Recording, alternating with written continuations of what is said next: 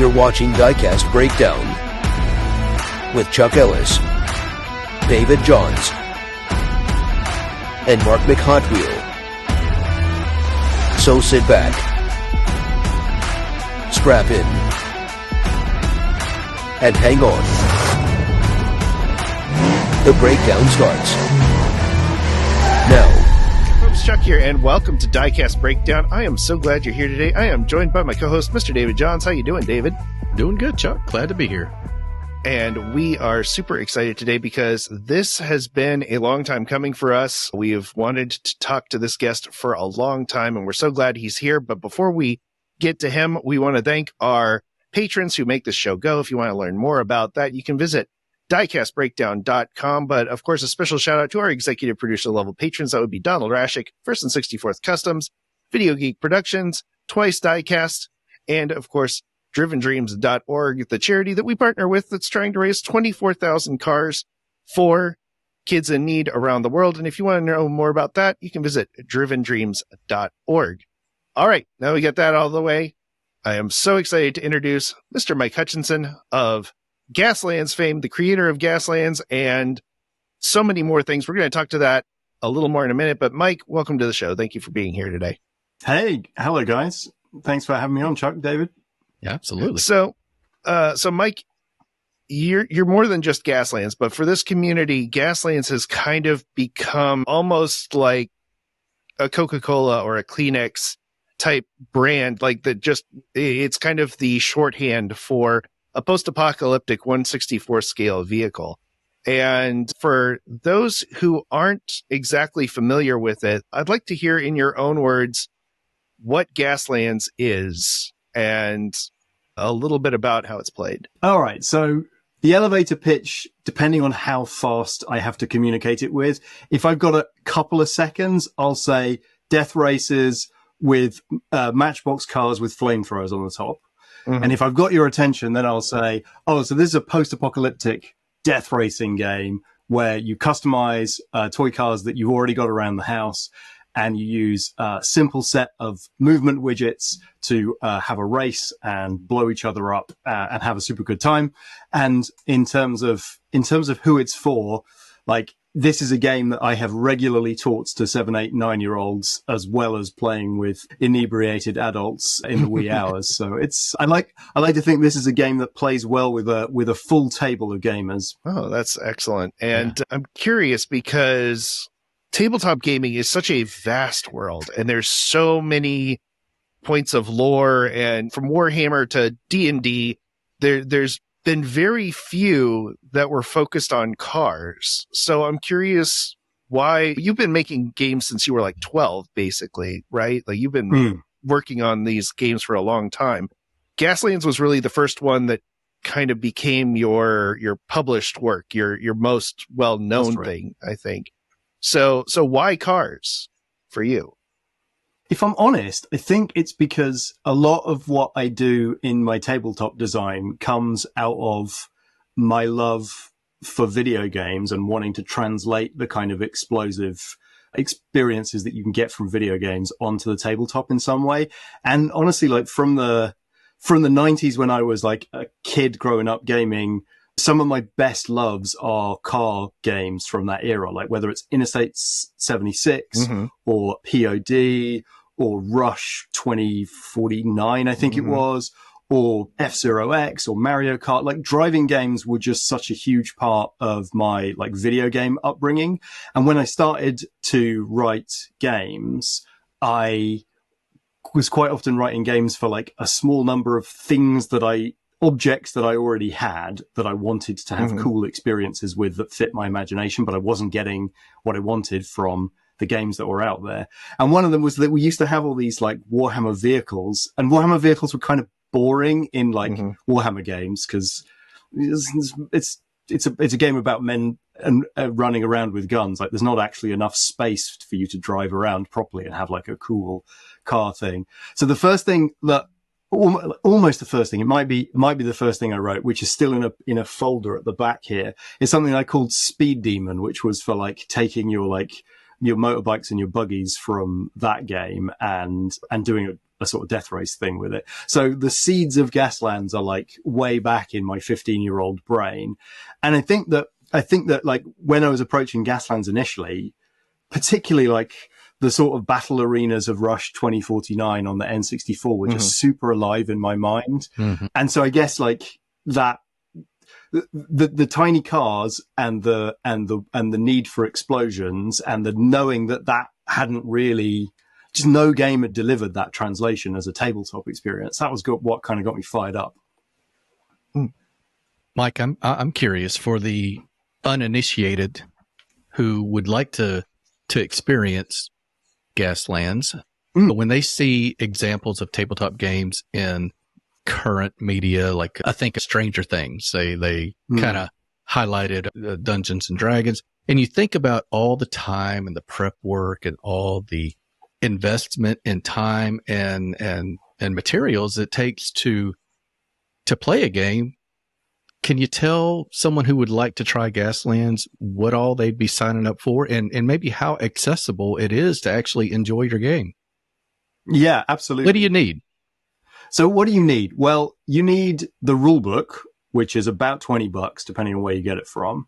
And that is basically, and this is the thing about the kind of tabletop games that I write, which is a little bit like Dungeons and Dragons in that mostly what you need is one book and an imagination and a will to like kind of get your hands dirty.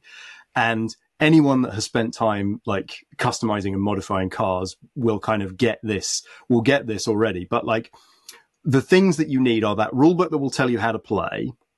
And then you need some movement templates, which you can download for free off my website, print out, and then like stick them onto some cereal box cardboard and cut them out. And then you need something to race around. And going back to 90s video games, like there's a Micro Machines video game on the Game Boy. And one of my favorite tracks from that is the breakfast table where you just lay out, there's like a load of like waffle irons and salt and pepper shakers laid out. So you can use bits of whatever from around your house, because really what you need is you need some obstacles for cars to crash into, and you need some objects to create race gates to drive through, whether that's an arc or just a couple things that you can mark an imaginary line between.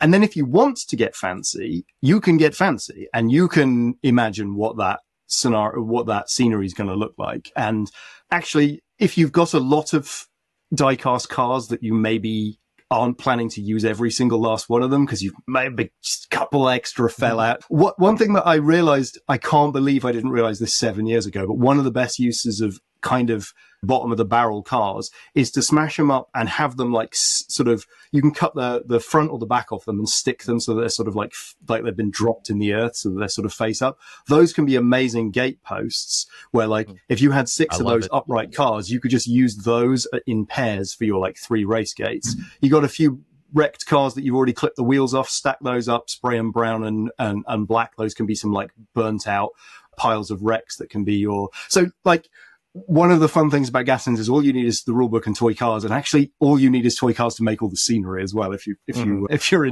ingenious about it, and you don't need a ton of cars to get going, because to play like your first game of Gaslands, when I demo it at shows, I give everybody like 2 cars, both armed with a machine gun out the front, and that's enough to really get to grips with the game. And a lot of people don't get into the minutiae of what you can do with building lists and stuff, because the actual act of choosing the movement templates and sort of racing around and crashing out of control is, I think, like the majority of the fun that you will get from the game is there. And if you want to get into the more like hardcore kind of under the bonnet tinkering with the teams, that's there for you, but that's really for folks that want to go deeper. We'll be back with more Diecast Breakdown after this word from our sponsors. Legendary Hollywood concept artist and designer Fireball Tim Lawrence has created 3 exclusive pieces of automotive art based on the 3 hosts of Diecast Breakdown. Get these and other brilliant designs printed on mugs and more at fireballtimgarage.art today. Here's this week's small channel shout-out. Brasco's Garage 164. If you have a favorite Diecast channel with less than 700 subscribers and you'd like to see them highlighted on a future episode, email us at diecastbreakdown@gmail.com. And now back to Diecast Breakdown.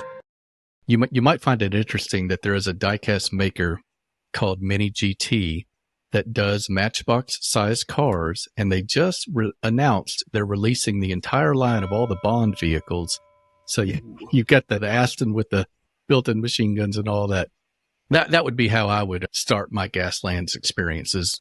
A car that James Bond would drive. That sounds good. It speaks to me. Yeah, and if you're lucky enough to come across some of the Hot Wheels cars that have got like built-in guns, there's not a ton of them, but there are a few dotted through the Mattel line.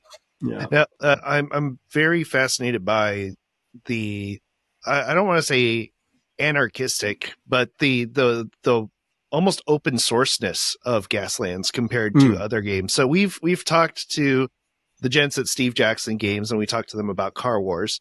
And Car Wars is great for what it is. They've done a lot of improvements to this game that was originally like an in scale or 1/150th, 1/144th-ish scale thing, and they brought it to 1/64 scale. And then they made it better, but there's still a lot of stuff involved in it that to get started, you need more than just a book. You need a book and a plinth and a few other things. And with yours, you mentioned the downloadable printables, but they're also like literally in the back of the book are templates. You can cut those out. Like you don't even need a printer. You just need the book. The book has everything. You can just cut the pieces out of the book. And I thought, oh, this is incredible. And so was that intentional when you started with it, or was it just a factor of I'm just getting started and I need to get something out there and this is the most efficient way to get it out there? I think it's the intersection of a few things. One is Gaslands is published through Offspray Publishing, and Offspray is like, particularly when I was signing up with them, they were predominantly a book publisher. Like by volume, they are absolutely a book publisher. They now have a kind of board gamey arm. So it was a little bit that like the original Gaslands was in a book series that was a little paperback book. And so the game had to fit into that form factor. And that was a good constraint. That was like, I couldn't go beyond that because that's what it was. But I had all kinds of hopes and dreams about what it could be and was really focused on what the best game experience could be. It's also a reflection of the fact that I'm I guess I'm kind of a model maker first at heart. Like my proper sort of first, I began with plastic Airfix kits as a kid, and like that's where this grew out of. So rather than coming from gaming and discovering model making, I came from model making and discovered gaming as a way to use the things that I was making. Probably 50 years ago, I would have been a train guy in my loft, but I ended up being a war gamer, and I love that scratch build mentality of just figuring out how to make a cool game event visual sort of. Make that cinema happen on your table in your home. With Gaslands, I've always been really excited, both for people to be inspired to make stuff, to make the game their own. And then also, I think, to go further than that, like I was really excited by the intersection of like, I'm a small indie maker who doesn't have the wherewithal to like globally distribute movement widgets and custom dice and box sets full of stuff. So pretty early on, I caught on to this idea of opening up the game to a community of other makers. And so I started this thing called Friends of Gaslands, which basically it's not really a licensing deal. It's just like you sign up to my Patreon and we're kind of cool. And you can now take the Gaslands name and use the template designs and the skid dice icons or kind of make up your own things. And that was fantastic because it sort of distributed the game through all these other people's enthusiasm and meant that, you could get movement widgets cut out of plastic in multiple different countries. And so it was always convenient to get into the game. And that, I think, resonated with the community of people who wanted to make stuff for the game, for themselves, the custom cars, and this community of makers who were like just getting into MDF laser cutting and 3D printing. And it was the right moment for that kind of open sourcing. And so it's been really wild and exciting and positive to see all that. And whatever happens next with the Gaslands game, like that, I want to keep that as part of it because it's really exciting to see that kind of thing happening. And I think that's partly possible. It's kind of cheating from my point of view, because for a long time, and we can talk about this a little bit more, but like I'm now full time on games, but for a long time I wasn't. And so I could get away with like slightly dodgy business logic of like, well, I'd rather get the game out and have people play it, even if I'm not really building like a defensible set of product that I can sell repeatedly to people, because actually it's not that important to me. So I think it was a happy accident of all those things, but it feels so right now. I think that's a very important thing to touch on too, is that Gaslands really kind of came out, and then Gaslands Refueled was like 2019, I want to say, like right before 2020. So you had this. Yeah, that's right. Yeah. So you had kind of this perfect confluence of a really good idea of this game that's very open source, very accessible, right before a giant global pandemic, which is its own thing, but also that everybody's like stuck inside looking for something to do.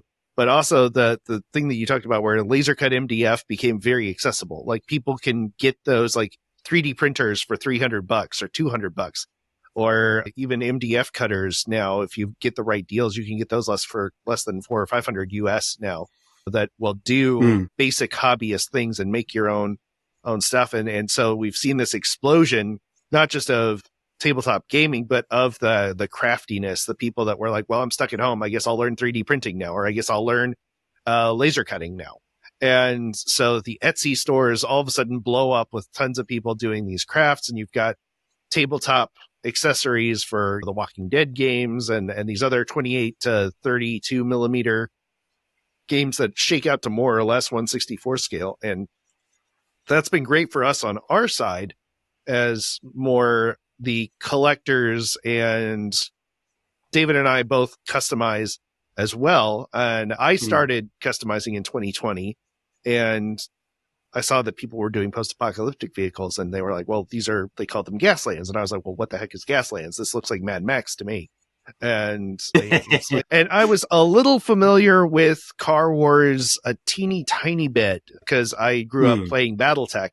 And I really much enjoyed BattleTech. And I think it was just like, oh, well, this reminds me of that, except I can make my own cars. So I started making my own, and then realized there was a game involved. And so I've started digging into this and just going back to like the creation of the games. I know that Dark Future was a game that was around in the 80s, especially in England. And it was a game that I didn't even know about until later, which is wild to me because, again, there's only been like 3 games that have really focused on 1/64 scale cars. It's Dark Future, Car Wars, and now Gaslands, which kind of overlapped each other a little bit because I think Gaslands came out before Car Wars went to 1/64. I'm not sure exactly on the timeline because they went around 2000. Well, 2002 would have been before the first Gaslands came out, right? No, long way before. Yeah. Okay. Yeah, so I mean, I guess from my perspective, like the very first is probably Battle Cars, which was like the direct like precedent to Dark Future. Dark Future had its own run and its own miniatures, but it sort of disappeared just around the turn of like into the 90s, which I don't know when Car Wars was originally released. Actually. It was around 1980. I did play a bunch of BattleTech as a kid, but I didn't play any Car Wars. So that one's actually, the timeline of that is less clear to me. But yeah, and then other than kind of Gorka Morka, which was a sort of flash in the pan from Games Workshop in the 90s, like Car Wars was just kind of trickling along in the background as like the only real flag waver for auto dueling and sort of car-based tabletop stuff. And for me, like, it's still weird that there's not more designers messing around with this because it's such a cool, like, it's such a staple of cinema. It's such a staple of video games, like cars crashing into each other and zooming past each other. Like, it's just great. Why would you not want to build more tabletop experiences out of that? Right. There's so many customizers, Mike, in our community that are doing it and don't know the reference. They don't know. They don't know where the They just like the look. Let me just put it that way. Right. So an aesthetics kind of building up. Right. There are whole Facebook communities with like thousands of people that are doing Gaslands themed cars. Like COTM Car of the Month is a actual hashtag in our community. Yeah. And that's only really in reference to Gaslands. Like they have themes every month. Like they'll have like clown theme. Oppenheimer was a theme. And there were some really great builds there. Yeah, and there's like Gaslands NorCal, which is a Northern California joint that does videos, and there's Gaslands UK that they do like a monthly wrap up, and the guy like goes and critiques everybody's cars. Do you follow any of that? Yes, to a degree. So there was this point, I guess, probably just before Refueled came out, where I realized I couldn't watch every video on YouTube about Gaslands. Because up until that point, I had literally been watching, like I was viewer number one for anything that was coming out that was about my game, obviously. And then like that was when I realized, oh crumbs, there might be something going on here. So I still try and watch a bunch and keep tabs on kind of what's going on. But it's just, I'm managing a couple of different games and trying to figure out how to promote each of those. And just this thing's just like wildfire ripped away from me. I think my primary point of contact is still like looking at the new stuff that's coming through on YouTube and the main Gaslands Facebook community, which tends to reflect some of the other stuff. And there's a Gaslands UK community that, as you say, is very active in terms of like coming up with creative challenges, and they're really awesome at promoting and like generating people to come back and have another crack. So yeah, I wish I had enough time to dive into as much of it as I want to. And like the fact that tipping point, I think, was probably the most exciting moment in the journey for me. Mm-hmm. Realizing the fire hose had gotten too much. There's more content out here than I can consume in a day.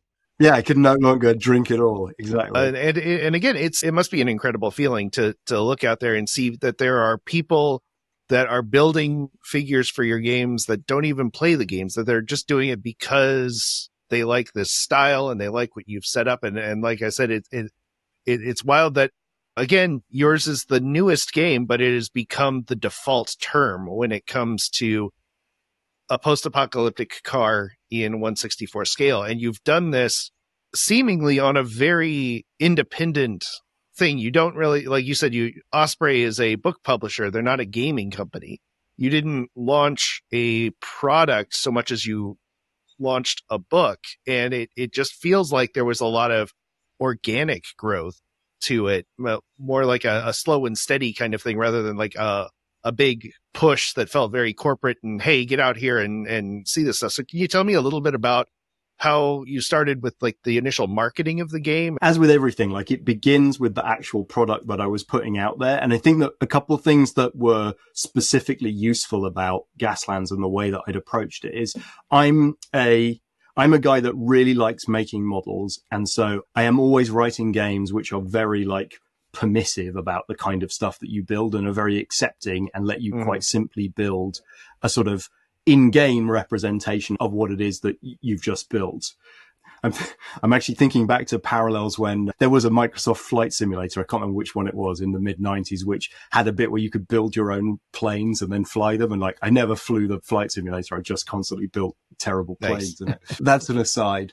So the game itself is like, it's got this kind of chunky Lego bricks approach to building your car in the game, where it's just like you choose one of like 9 chassis. It comes with a couple of slots that you can bolt weapons in, and so you spend your money on some weapons, and it's quite like chunky. And so when you come up with a funny idea for a build, it tends to be fairly easy to translate that. It's like, oh, okay, this is like a heavy truck and I've given it a ram, so I'll buy it a ram. It's got some more armor plating, so we'll put armor plating on it. And it's not very finicky and detailed. And for some people initially that was like, well, it needs to have more like Battletech's a great callback for this, like the way that you build a mech in Battletech, and you can fiddle around with the different weapon loadouts and the heat sinks and the balancing the weight and all that kind of stuff. There's a joy in that, but Gaslands is a little bit more easygoing than that.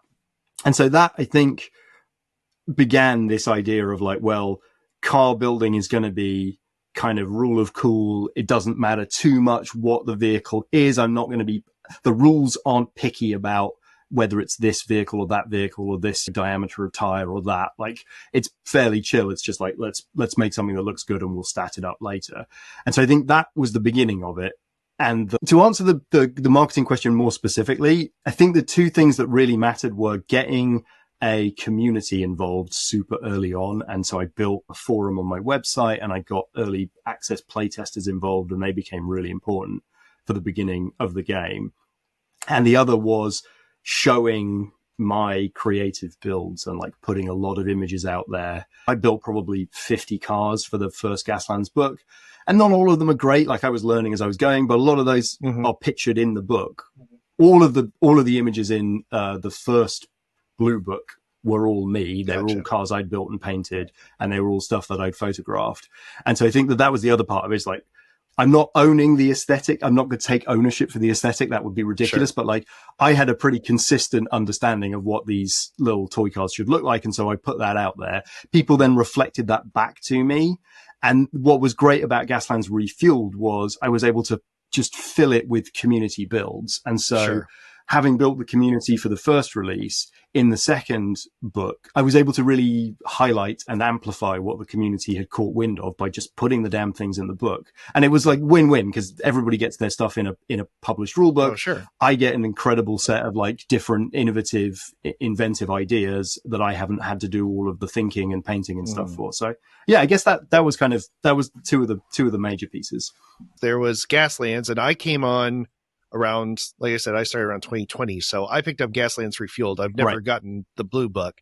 Is that something that you need to have the blue book in order to understand Refueled, or is that something that... No. The blue book was just a surprise hit. And so Osprey put out Gaslands as part of their Osprey War Games series, which is this like little numbered series of paperback books. And there's a ton of different genres of games represented in that. And it's nice because it's quite an easy series. It's like a book in that series is quite easy and cheap for them to produce. So they can take risks, and they have taken a lot of risks on new designers like me at the time, and crazy ideas for games. And this one, because it caught fire, they were like, oh, Hoochie, we've got a thing here. We should probably do something like hindsight's 2020. We probably should have put this out as a hardback book with its own full color artwork and everything. But they were real decent, and they were like, well, the game has had a lot of oxygen. It's doing well, but I was aware that it had had a lot of playtesting now that it was out in the wild. And I was like, I've definitely got a better version of this game already written. Can we do a redo? And they were like, yeah, put all the stuff, all the extras, because in support of the game, because the blue book format was very small. There was only so many pages that I could put stuff in. And I had all these ideas for campaigns with war rigs and new vehicle types and all kinds of different weapons and scenarios. So I started putting out some PDFs for free with all of this stuff in, which Osprey supported and helped out with. And then they were like, well, look, we've got all this extra material. Let's bundle that up. And I was like, that's amazing. Let's bundle it up. But also I've got a bunch of fixes and tweaks and stuff that the community is helping me discover. And so Gaslands Refueled is basically just the better version of Gaslands. It's got more stuff in it. The stuff that's in it is better tested and better sorted out. Okay. The blue book is now just a historical curiosity that is not required. It'd be like going back and playing D&D version 3 or something like that. It's not really like... Yeah, I mean... You could do it that way, but why would you? Yeah, it's exactly. Better. This version's better. So that makes sense. Right. I mean, if you're a Gaslands grognard, then, maybe you go back and you find the blue book and you play only that. That's the purest Gaslands experience. This is the raw Gaslands. Don't touch the dial. Diecast Breakdown will be right back after these messages. Diecast Breakdown is produced in partnership with TWYCE Diecast and Driven Dreams Org on YouTube. Check out their channels in the video description and subscribe for more epic Diecast content. Diecast Breakdown would like to thank Diecast Heroes Magazine for supporting this program. Diecast Heroes Magazine is the premier digital and print resource just for diecast customizers. Visit diecastheroes.com and see what the best customizers in the world are up to. Hey, this is Larry Wood. This is Derek from Honest Diecast. Hey, this is Chad Reed from Round 2. This is Mike from Gaslands. The SRT Jovita Show. This is Champion DJ K. This is Mad Vision here. This is Diecast Dude. And you're watching Diecast Breakdown.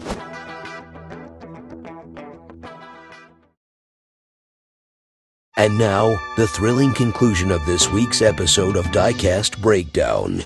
Along with that, along with the refinement, there were a bunch of teams that you added in Refueled. Like the teams wasn't really a thing in the original book, correct? Like the Stetsons and the slime and so we had 6 sponsors in the original Blue Book. Okay. And that was one of the things that we had a ton of ideas of more teams to put in. Mm-hmm. So I can't remember the exact count. It might be 13 as in Refueled. So I think you get 7 extra. Mm-hmm. But no, the idea of teams was definitely in there. There's very little in Refueled that's like net new. There's just more. It's just jam-packed full with twice the stuff. Yeah. So I'm very curious on the teams because they're very clever and they're very archetypal in a lot of ways. But was there any particular teams that you're really excited about or that you really took a lot of fun developing? And which is your favorite team of the sponsors available? That does change from time to time. I think my favorite team is Rusty, the bootlegger, because there's this team that gives you trailers. So every vehicle in your team is supposed to be like hauling some moonshine. And so they have to have something to store it in. And so you have to go through to play that team. You have to go through the actually not inconsiderable hassle of figuring out how to build a trailer in 1/64 style. And then you have to build one that's the right size for the vehicle. So you can have like a little tricycle that's got a teeny little trailer or a big one for your trucks or whatnot. And the way that team plays is that you are incentivized to drive like a lunatic and build up a lot of hazard tokens, which are the sort of currency that you normally want to avoid collecting, because having too many hazard tokens means you wipe out and lose control and all kinds of bad stuff.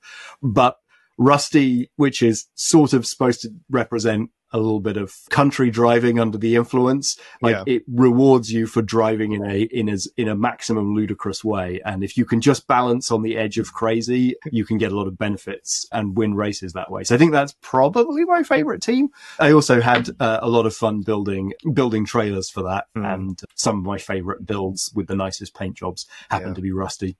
I love the world building of it, but the risk, of course, at that point is that I believe you did an interview where you talked about the crunchiness of a game, the crunch or whatever, like the amount of mental capacity or the amount of setup time, the amount of building. And I think that might be a lot of what some people are concerned about when it comes to sitting down and playing, because maybe they've played around a D&D and they realize that the first 4 hours of playing a D&D game is just picking characters and picking all your stats and stuff. So can you speak a bit to the setup to playing a Gaslands game and how crunchy it can be or doesn't have to be? Like if somebody wanted to just sit down and like grab their friend or family member who's not necessarily a tabletop player.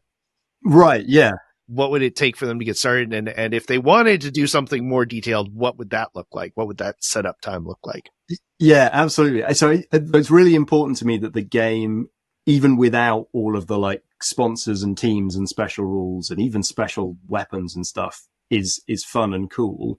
And so the setup for your basic game is I tend to give everybody one car and one buggy, and you just get a machine gun on the front of the car and not on the buggy. And that's all of the team design. And with that, with everybody having that same like mirror team, you play the death race scenario. So you line up on the start grid and you just race around a couple of gates. You got to get through the gates in the right direction, maybe do a figure of 8, and the first one back through the start gate is going to be the winner.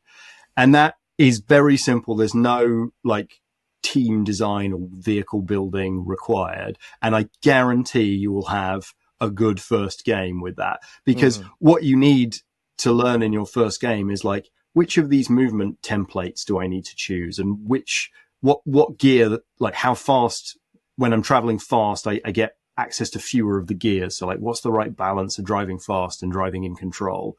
And also when you move, you get a chance to roll these skid dice. You can buy skid dice with custom icons on, but you can also just use normal 6-sided dice. And you roll those, and those give you some options to change gear or do cool skids and spins and, you know, change the way that your maneuver is going to happen.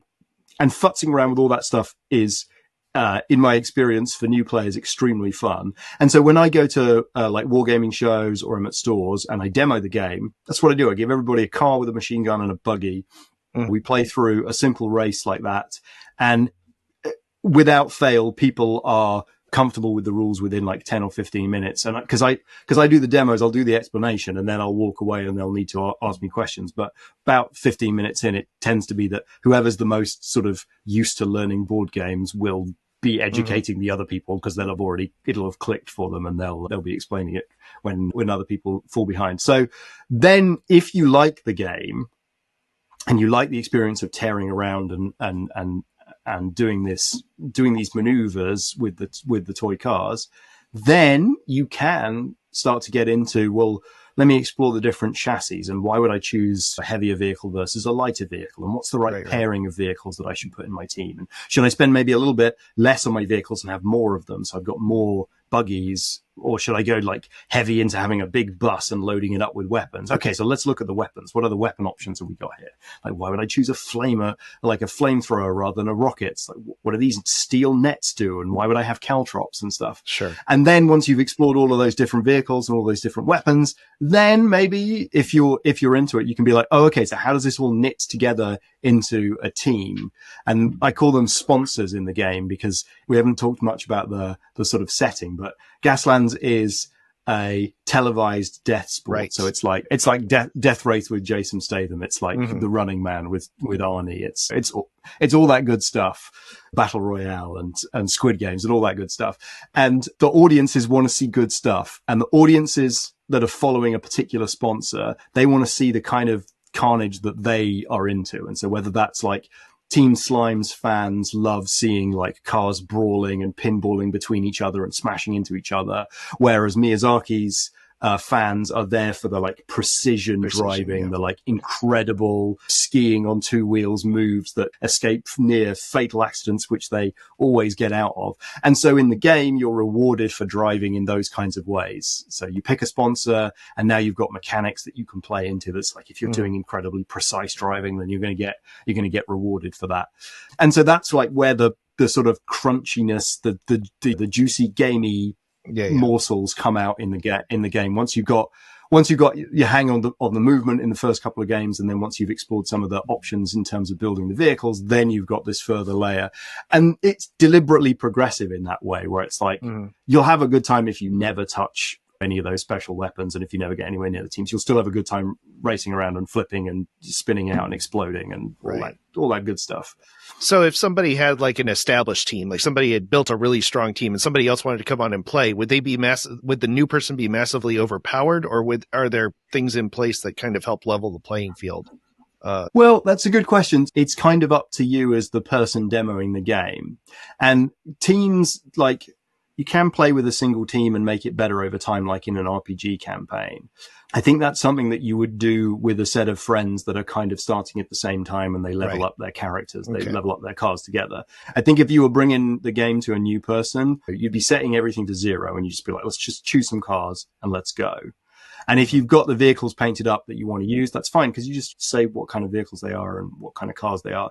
It's not like an RPG where it's a character that you've built that grows over time and that is only in that situation. It's like, these are objects for gaming with. Like, these toy cars can represent anything that I want to build for any game, if that makes sense. That does make sense. Yeah, I was curious about that because there is a certain amount of, like, you can't just jump into a D&D campaign with a level 1 character if everybody's like level 6 or 7. That's where, like, D&D being like, it tends to be a big long story experience. Like, it's like jumping into World of Warcraft or jumping into like a big RPG or massive multiplayer game. Whereas Gaslands is much more like jumping into like a deathmatch, sort of like, it's like jumping into Fortnite. It's like jumping into like Halo deathmatch or something. Like, it's very in the moment. Like, okay, if you've got good at the game, you're going to be good at the game. There's no like, you're not bringing in an advantage on your character. You're bringing in your sort of skill with the game. Right.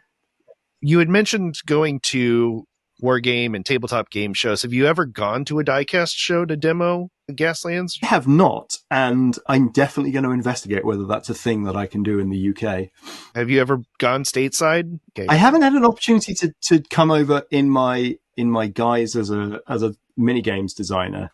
I've been to the States a lot in the last 5 years for work, but I've not had a chance to bring it over. I was hatching a scheme to go to Wasteland Weekend in California, which is like Sure. Well, it's basically like a week-long live-action costume party for Mad Max. Yes. And they have, as you can imagine, they have some Hot Wheels-related tomfoolery as well as some real automobiles. And I, at some point, would love to go to Adepticon and hang out with the huge community of wargamers that gather for that. Maybe 25, it will be the year for that. But there's a convention out in Las Vegas called Diecast SuperCon, and it's huge. Like, cast members of Fast and Furious show up at it. The cast of the Dukes of Hazzard show up. Wow. People from big automotive designers, the heads of Hot Wheels, and all the major brands show up. And none of the gaming guys have showed up at this conference before. And I think it's a huge opportunity because, again, there's thousands of diecast customizers that build Gaslands themed cars, and to have the game there and to have someone demoing it and getting them over that initial temerity to play the game, I think would be huge. That's a cool idea. Yeah, that's a very cool idea. That feels like a ripe fruit hanging. Well, yeah, you'd be shooting fish in a barrel too, especially if you got a couple of your friends of Gaslands together to bring their merch and set up on a table and sell that there too. I mean, it's one of those things with games on the scale, or kind of products on the scale of mine, which rely on a community, getting a snowball rolling is really everything that I'm working towards. Is like, you find a community and you sort of try and build enough of a snowball so that they tell two people and they tell two people. Sure. And before you've got that momentum, it's kind of just dead in the water. Sure. But going to an event like that and finding enough people who are excited about it, explaining the game so that they get over that initial hump, and then they tell two people, and so it goes. I think that would be a huge opportunity for you because, again, it's very popular in the customizing community, but then there's 15 million Hot Wheels collectors in the world. That's what they say anyway. And those guys, on average, have 1,500 cars in their collection. So they've got to have a few that they'd be willing to smash up or play in a game like this. So to be like the only person there that's going, hey, here's a game that you can do with your cars that you don't have to run them down a track, or you don't have to make sure that they're perfectly graphene lubricated and using these perfect wheels and aligned perfectly. You can just put this down and play, and you can play it with your kids or you can play it with your friends, and it's just good, clean fun, good, dirty, rusty, nasty fun. And with that in mind, I know you had a few questions for us as being on the other side of the community. Was there anything that you wanted to discuss with us? Yeah, well, you can see both sides of it, where you see from the diecast community, like where Gaslands, it's reached people as an aesthetic, as a name that is associated with a kind of build. But what is it that's missing that like stops them from knowing about the game? That it's an easy game to play with kids and loved ones. Mike, first off, humongous opportunity. Most of the guys that do custom diecast have done it since they were a child. And a lot of them that we talk to share the hobby with their children. So the idea that you can incorporate a family time and a bonding time with a game into their hobby that they already share probably is going to be a no-brainer for a lot of these people.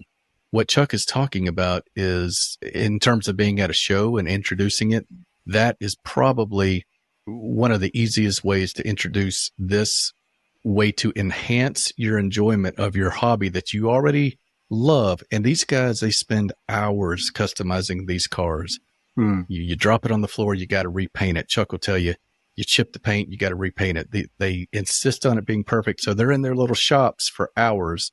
To be able to now share these hours with their son, their daughter, whoever, niece, nephew, could not be more well received by the diecast community. I think they should go to your channel, watch the videos about what you plan to do with the game and how accessible it is. What I like, this is your gig full time, right? There's no safety net. You're all in. So you're going to do this the absolute way that you want to do it and enjoy. And I think that will be so transparent when they get to know the game. I love this idea that you're saying about finding a way to really highlight the family time aspect of it, because that really resonates with me, both as a dad, but also as a guy who's shown the game to lots of families out at events. And one of the things that I wrote a couple years ago, which I think I could do something more with, I wrote a sort of like a free 2-page version of Gaslands called Ready, Get, Set, Go, which is like all of the rules, but like super simplified. And it was intended to be like, when my daughter turns 7, like this is something that she ought to be able to play. And so something like Gaslands Kids or Ready, Get, Set, Go, like if I can show people how that works and how easy it is and how it takes like 2 minutes to explain and how to get going. That might be a new sort of way to help people transmit the game and understand how to get it out there. No, I agree, because I'm also a father, and my little girl likes Hot Wheels cars too, as long as they're purple. And I remember playing Monopoly or Life or whatever, and we would replace the pieces with micro machines because it was more fun to play with toy cars than it was to play with the little pieces that came with the set. And so to have that and be able to have something that is accessible to the kid, whether the kid is 7 or 12 or whatever, and that the grown up and dads now are millennials, they grew up playing Twisted Metal and Vigilante 8 and all those things. So to be able to recapture some of that with their kid and have an in that way on top of the appeal of the adult tabletop gamer. But I think there's a huge opportunity here for a game like Gaslands to get, like I said, give people something else to do with this hobby. That's not just displaying it on a shelf or racing it down a hill. Because our hobby, everybody thinks of playing with your toys as crashing them on a track or running them through a loop. And it's like, well, there's a whole other thing out there that you guys aren't even touching on or missing out on. One of the things that's so satisfying for me about gaming with custom cars, and this goes for kind of any of the model making, is that there's this natural loop where, because to game we have to come together, and to game, we have to put the objects on the table and then we have to manipulate them in front of us. Like, it's this really cool way of saying, all right, let's challenge each other. Like, let's meet up when we meet up in a month's time, let's have a full team, 3-4 vehicles, completely fresh. And then it's not just that we kind of bring them and we show them off inertly to each other. It's like we put them down and then we go to town racing or doing combat with them. And so that, like, shared sort of, like, you got the pressure of finishing them because you're going to play a game with them and you want them to look good at the moment that you're playing the game. Like, for me, that's always been a super fun element of this when it comes to gaming with my buddies. And so I think that as well, I think, is something that maybe I would love to communicate my enthusiasm about. Mike, I really appreciate you coming on and being gracious with your time, because, like I said, we've been looking forward to talking to you for a very long time, and I'm so glad that this moment is here. And before we wrap things up, can you tell folks the best way to find you, follow you, learn more about Gaslands, all that good stuff? Absolutely. You can find me as Planet Smasher Games. Planet Smasher Games on YouTube, planetsmashergames.com. You can hit up gaslands.com, but it will now take you to planetsmasher.com. It's not really a company. It's just me in my shed making the best like tabletop games I can figure out how to make and getting them into people's hands in the most sustainable way I can figure it out. The best games come. So yeah, check me out on YouTube, Planet Smasher Games, and you can watch me kind of blundering through my opening months of taking this as a full-time gig. You'll see a lot more Gaslands content coming out over the next months and over the next year as I kind of have my full-time ability to support the game and help it start to grow again. Yeah, you can search for Planet Smasher Games on many other social platforms as well, but YouTube is the best place to see what's going on. Awesome. I couldn't agree more. If you're having a stressful day, the opening, Mike's intro, is very satisfying to get out any frustration from the day. He's smashing cars all over the place. Yeah. And of course, we will be linking to all of that in the show descriptions. And of course, Mike, thank you again for being here. And thank you, listeners and viewers, for making it to the end of yet another episode of Diecast Breakdown. Again, I want to shout out our executive level patrons. That's Donald Rashik, First and 64th Customs, Video Geek Productions, TWYCE Diecast, and drivendreams.org. Thank you again to all of you for keeping this show going, and for all of the other members and supporters and the people who share the show. That has been a huge part of this. Again, we're making some new form of content every day of 2024 to help us raise 24,000 cars for kids in need and get this channel to 10,000 subscribers. So while you're doing all that, make sure you hit that little subscribe button and hit the like and all the bells and all the whistles and all the fun stuff, so you know exactly what we're talking about every single day of 2024. And if you want to know more about us and what we do, you can visit diecastmedianetwork.com or diecastbreakdown.com. They both take you to more or less the same place.